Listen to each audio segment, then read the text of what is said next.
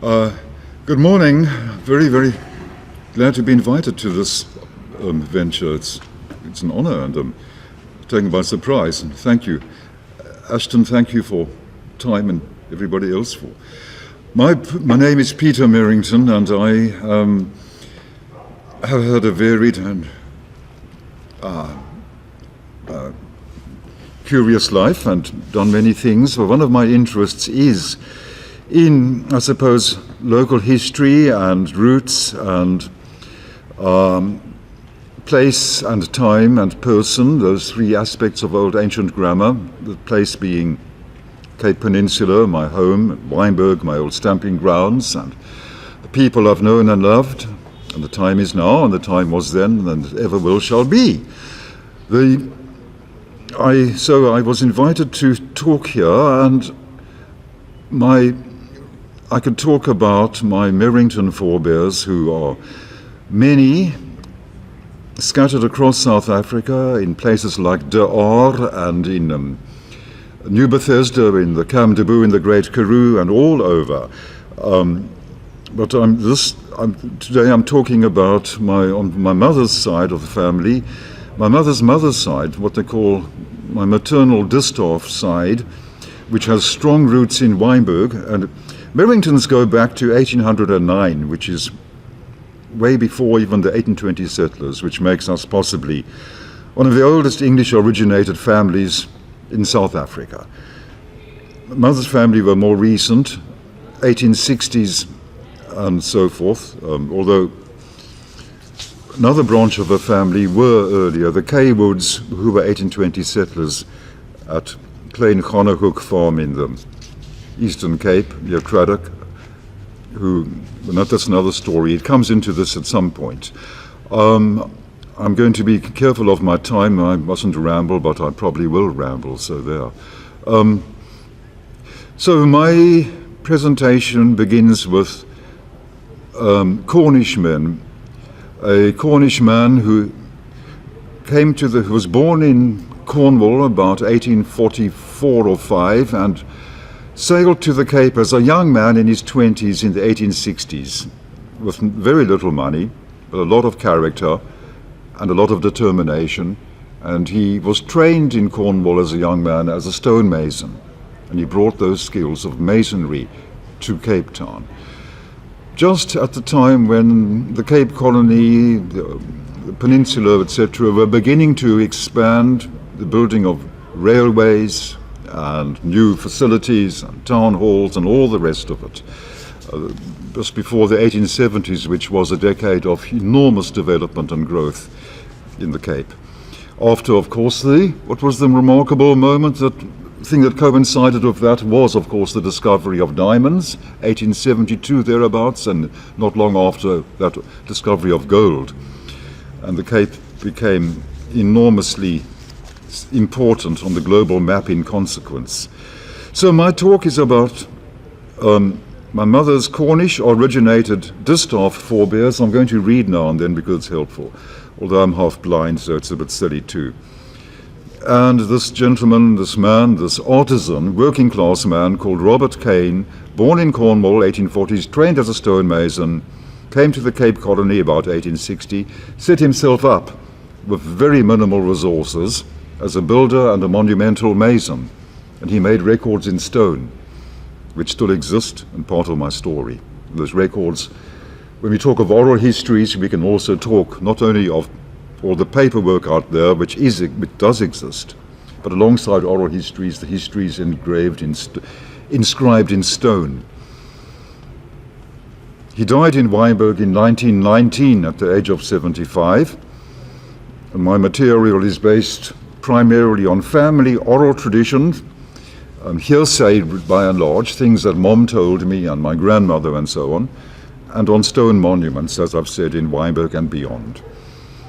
In Cape Town, young Robert Kane married a girl called Helen Mary Corrin, who was also of Cornish birth, and she died in 1917 in Wynberg, and they had 8 children, which of course was pretty normal in those days. Even though they didn't have a great deal of money at the outset, but children were part of one's capital. One of these children, Helen Kane, married another Cornish man, John James, young Cornish man who became a partner with old Robert Kane in the building and masonry work. At this juncture, I want to show you old Robert Kane, this stamfather from Cornwall, in old age. It's the only photograph I seem to have of him, or it's a very good one, which was enlarged many years ago. It shows him on one of his properties in old Wynberg.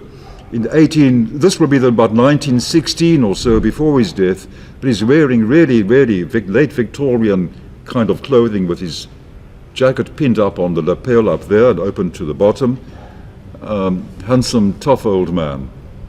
At any rate, I'm proud to have this. We have a large collection of old family photographs, all scattered, and I haven't had a chance to get them together, but it doesn't really matter today. Other family members have them in cartons. So Robert Kane married Mary Corran of Cornwall, 8 children. One of the daughters, Helen Kane, married John James, who was father's junior partner.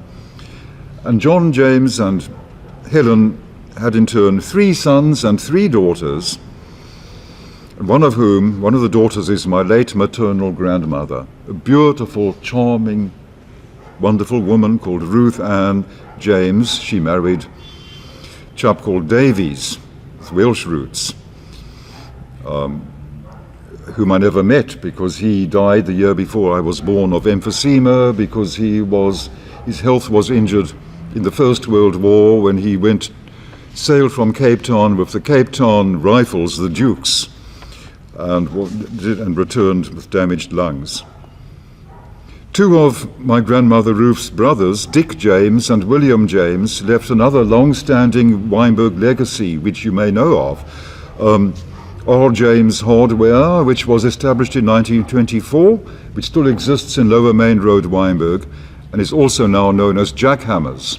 It's a franchise. There are branches in Hart Bay and elsewhere, and it's doing very well. Dick James, R. James Hardware, and his brother Bill James, W. James, the chemists. Some people might still remember that chemist shop in Main Road, Wynberg. And you might remember there was a magnificent rocking horse, full 3-dimensional rocking horse with glass eyes and genuine horsehair mane and so forth in that shop. Now, the chemist William James, who is my great-uncle Bill, had 2 sons and a daughter who are my senior cousins, and they are in their 80s.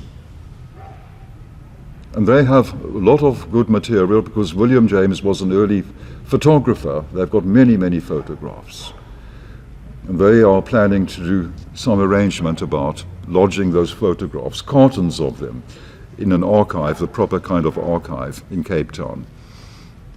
Special archive of Cape colonial memory and of an enterprising, non-conformist artisan class, what we would call these days blue collar, but it's not quite the proper word. Artisan class settler family, Plymouth Brethren, Baptists and Methodists. My focus is on the original figure, Robert Kane, and his first big commission, which astonishes me. His first big commission as a builder was in the 1870s, a few years after he arrived in Cape Town, was nothing less than the Rondebosch Town Hall, which those of you who've seen it would be slightly skeptical about the fact. I struggle to understand this. If he was only a starting out with no capital, it's more likely that he had been employed as the supervisor of works for the building of that massive stone, extraordinarily handsome building in Rondebosch, supervisor of works. Whatever the case may be, he made his name from building that. And he had little money, and he walked living in Cape Town in the city at the time, he walked 5 miles each day from Cape Town to the building site on foot. No cell phones, no telephones, nothing, no walkie-talkies. He had to do all the arrangements with messenger boys running errands for him and so on. After that, he and his wife Helen moved to Clan William in the Cape Cart on dirt roads, and they built the Dutch Reformed Church, which is I've seen with my own eyes, it's a marvelous and huge thing, and he probably did it himself by then with his experience. and they also extended the nave of the Clan William Anglican Church, 1870s, early 1880s. They returned to the peninsula, and in about 1880 they settled in Wynberg, where he built his own house alongside the big Methodist church in Church Street, Wynberg. You can see it for yourselves. I don't have a photograph here. It's a handsome, charming stone cottage, which is now the Avbob Funeral Parlour offices. He called it Good Hope Cottage. The marble nameplates are still there. But we've got to ask Avbob to restore them, because one of them is concealed by the name Human and Pitt, another funeral parlour. Don't you like the name Human and Pitt for undertakers? It's amazing. God works in mysterious ways. And Robert Kane owned a masonry workyard close to the Church Street Cemetery, because he then began to undertake doing tombstones, gravestones. My grandmother, who was born in 1896, and her grave is in Wynberg Methodist Cemetery, just behind that stone cottage, Good Hope Cottage. My grandmother told me that her grandfather, looked after ex-convicts in the attic of Good Hope Cottage. He was a philanthropist in his own way and a Christian gentleman. And that, of course, made her nervous, having these chaps upstairs in Good Hope Cottages. It's a large, deep attic. But despite her nerves, she and her little childhood friends used to play housey-housey in the big tombs in the Dutch Reformed graveyard alongside the Methodist one. You know, the three cemeteries in Church Street, Wynberg. The big Anglican one, then the Methodists, and then the Dutch Reforms, all in a row. They played housey-housey in the tombs. You can see them there with the old Cape Dutch landed gentry. They rest until the second coming in their own tombs. The de Villierses, the Cluties and the Van der Bijls, and the Barons van Reder van Oudtshoorn, all of them are there. Robert Kane was a devout man. He conducted open-air services near Wynberg Station, outside the old Wynberg Town Hall, for the poor and the homeless people of Wynberg in the 1880s or thereabouts. His granddaughter, my grandmother, when she was a little girl, used to pump the pedals, she told me this, pump the pedals of the portable pedal organ for the singing of the hymns. And one of his own daughters played the organ. And Robert Kane rode out on the long dirt roads in a Cape cart all the way from Wynberg to hold Sunday morning services at the Takai Reformatory in Takai, far, far away from Wynberg. Robert Kane left a lot of significant monuments in the Wynberg that we still know. You've all probably seen the large marble fountain up on Wynberg Hill at the edge of Wynberg Park along the Travato link, about 10 feet tall. I've got a photograph, but we will see the photograph in due course somehow. And he did this magnificent fountain. His name is carved at the base. He made it as a war memorial for the dead soldiers in the South African War, the Anglo-Boer War of 1899-1902. Next to, alongside that fountain, is a grove or an avenue of oak trees, old oak trees, still doing well, which were planted by a group called the Guild of Loyal Women. I'm going to talk about them, if I have the time, in a little while, the Guild of Loyal Women, because it's a remarkable story, and it's going to become a book one day, I hope, at this time, and it connects with my own Merrington paternal roots. Now, in the Methodist Cemetery in Church Street is another marble stone with regard to the Boer War memorials, with Robert Kane's name at the bottom. It's very, very finely carved by hand, with the names under the ranks and regiments of 17 nonconformist NCOs. You think about the social history of colonial or any town in the Anglosphere globally. Non-commissioned officers used to probably be nonconformists in their faith, whereas the commissioned officers were Anglican, and so they have you find them in different cemeteries.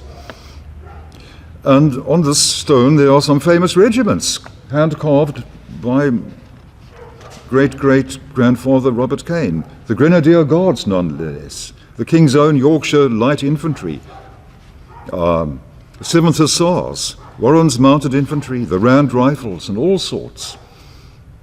They were part of the great unfolding pattern of history, and he recorded this in solemn fashion, the names of these dead soldiers. Of special interest in relation to the Boer War is a mammoth achievement that he achieved. It's a war memorial, another war memorial, which went to the Anglican cemetery alongside the Methodists, made of granitic sandstone, more granite than sandstone, and no less than 35 tons, which he and his men brought down over several days with horses and with a wooden sledge from the Hen and Chickens Rock Formation, which you might know up on the Travato link on the corner of Travato and Herschel Roads in Wynberg. This huge big stone stands in the Anglican cemetery with a marble cross on top and with inscriptions. And then I discovered, to my astonishment, this huge thing was funded by a benefactor in London, who first of all withheld his name, and then it emerged that he was the husband of the well-known and very, very wealthy 19th century philanthropist who cared for the London poor, the slums in London, Baroness Angela Burdett Coutts. The Burdett Coutts funded this Wynberg memorial. So in other words, Robert Kane must have by then been drawing some serious attention to his work. Now, I would like to speak to the church wardens of the Wynberg parish of St. John, the Anglican parish, who work out how to rescue the big crumbling plastered pilasters at the entrance to their part of the cemetery, where this big stone, where they placed this large stone. They're all, like all of the three graveyards, they are protected by the Heritage Resources Act of 1998, and they are worthy of restoration. So we need a team, please. We need a team. We can fund the costs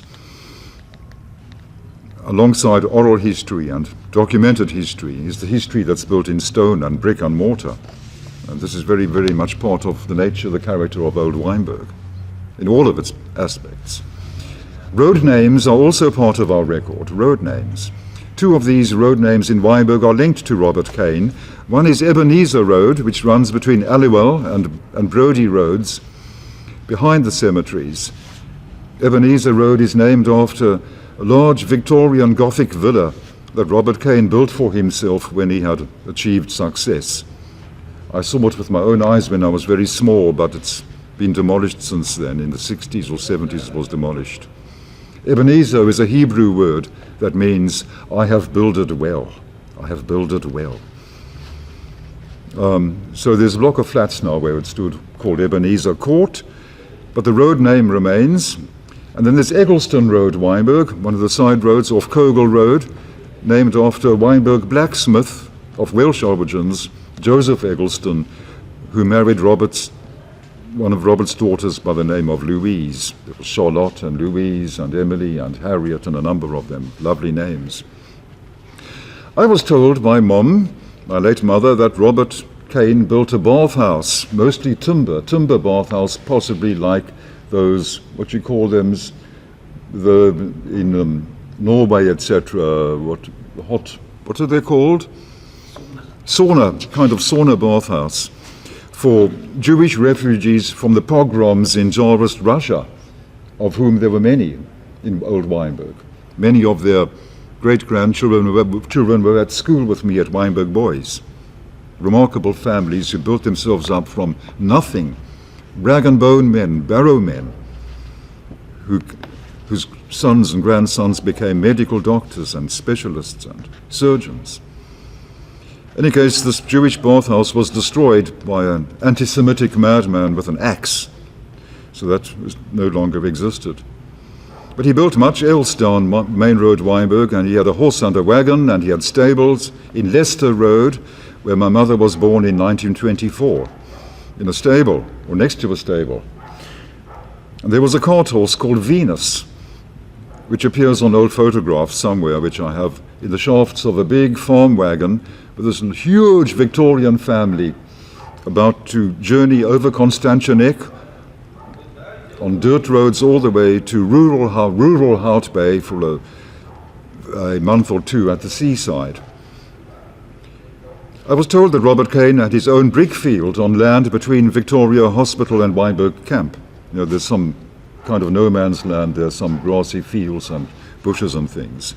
Brick field, and I was told that one of my Merrington forebears, long before the two families became joined by marriage, also had a brick field right alongside Robert Kane's one.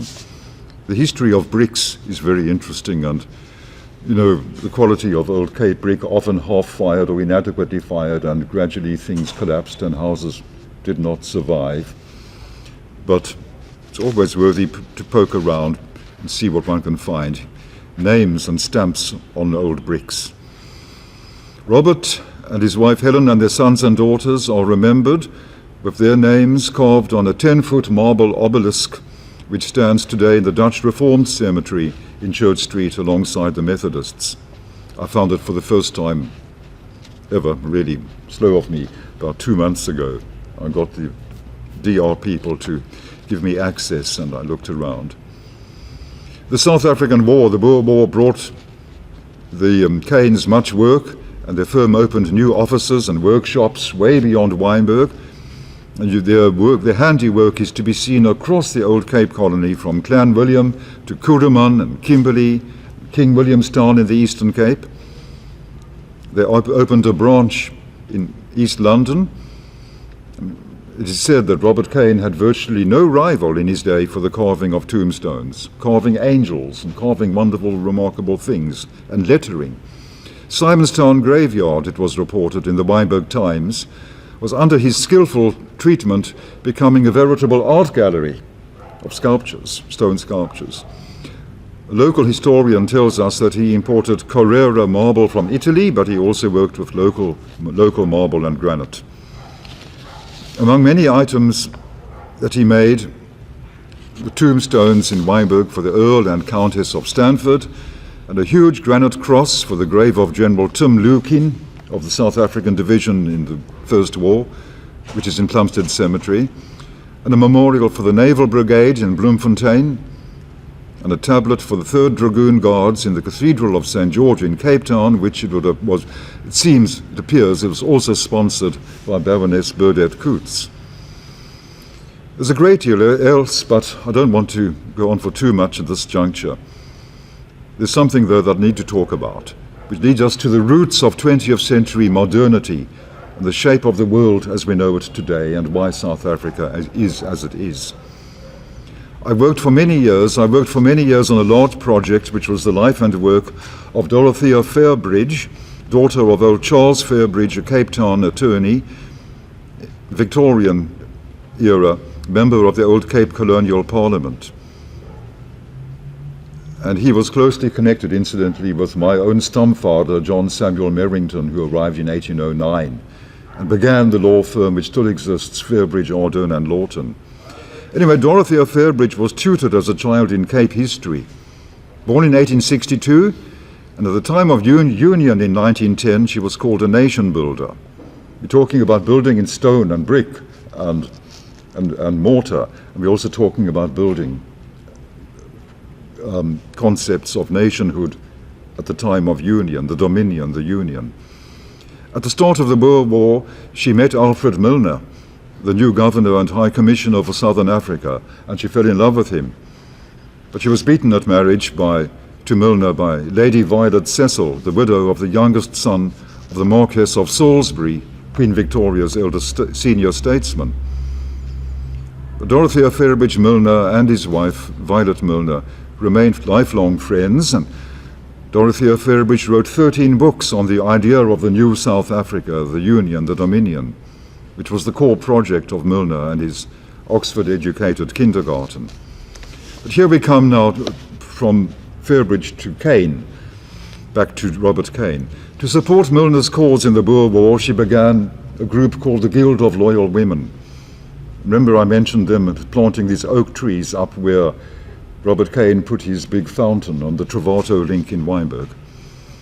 The Guild of Loyal Women, and their main task was the identification of dead soldiers in the Boer War and the formalizing of battlefield graveyards across South Africa. They designed a thing called the Guild Cross, a small wrought iron cross with a bronze plaque in the middle, to mark the individual graves with name and rank and regiment. And this was the first time, I need to make this point very clear, this was the first time in the long history of warfare, the unpleasant history of warfare in human history, that the remains of all individual dead, including other ranks and private soldiers, were marked and memorialized. There was a great shift going on in consciousness, social consciousness, and in demands and insistences that everybody is equally honored. It's an important fact. Sadly, many of these guild crosses have now been stolen for scrap metal.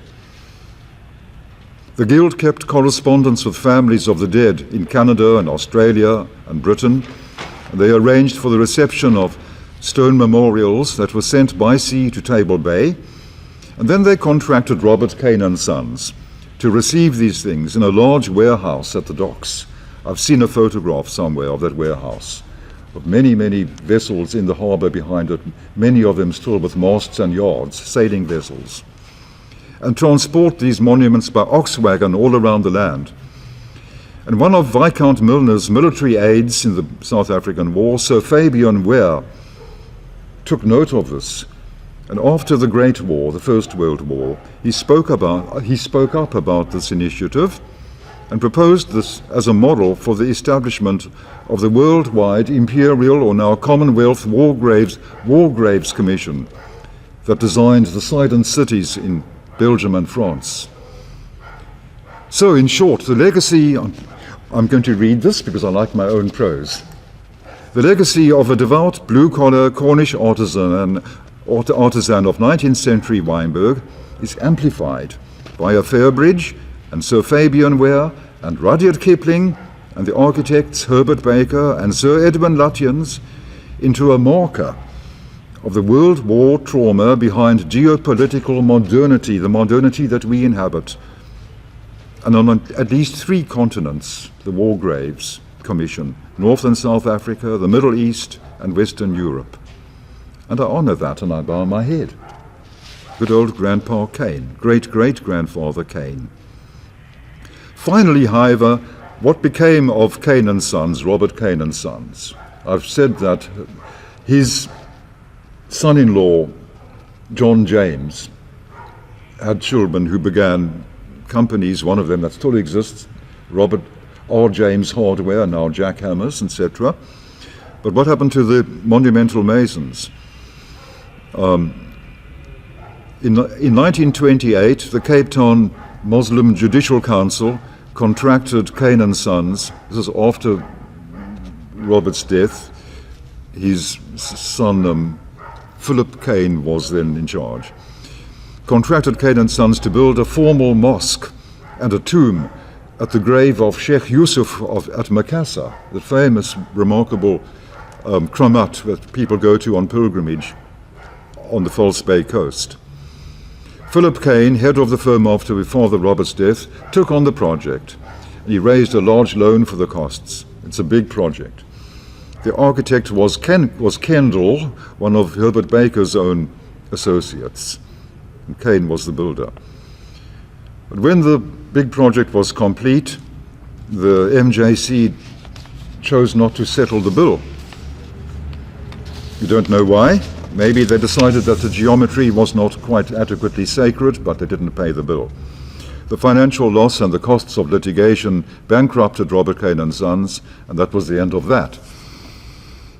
It's a rather sweet kind of twist of history that in Church Street, Wynberg, right alongside his own Good Hope Cottage, which is now Avbob, the funeral parlour, is a thing that was once called the Oddfellows Hall. Oddfellows, a kind of Freemasons' lodge, the Oddfellows Hall. The Oddfellows Hall is now a non-sectarian mosque. And it says on the front of that mosque, liberal Islam, independent, erudite and enlightened. And so the wheel turns round.